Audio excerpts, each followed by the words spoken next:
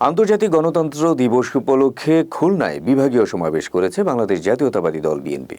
মঙ্গলবার বিকেলে খুলনার শিববাড়ি মোড়ে এ সমাবেশ অনুষ্ঠিত হয়।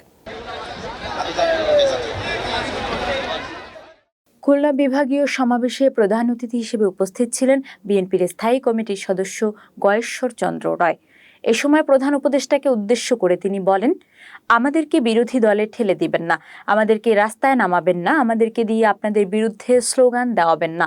আপনারা সঠিকভাবে কাজ করবেন, আমরা আমাদের শেষ রক্তবিন্দু দিয়ে আপনাদের রক্ষা করব।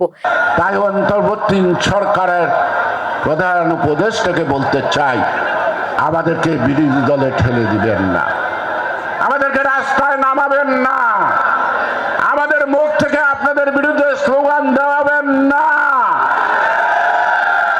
আপনারা সঠিকভাবে কাজের উদ্যোগ নেন, আমরা আমাদের শেষ রক্ত দিয়ে আপনাদেরকে সহযোগিতা করব। এ সময় তিনি অবিলম্বে সুষ্ঠু নির্বাচনের জন্য প্রয়োজনীয় সংস্কার করে নির্বাচনের রোডম্যাপ করার আহ্বান জানান। খুলনা মহানগর বিএনপির আহ্বায়ক অ্যাডভোকেট শফিকুল ইসলাম মোনার সভাপতিত্বে সমাবেশে আরও বক্তব্য রাখেন বিএনপি নেতা অনিন্দ ইসলাম অমিত, হাবিবুল ইসলাম হাবিব, আজিজুল বারী হেলাল, রকিবুল ইসলাম বকুল, আমির এজাজ খান, শফিকুল ইসলাম তুহিন সহ আরও অনেকে। সমাবেশ শেষে শিববাড়ি মোড় থেকে একটি শোভাযাত্রা নগরীর বিভিন্ন সড়ক প্রদক্ষিণ করে।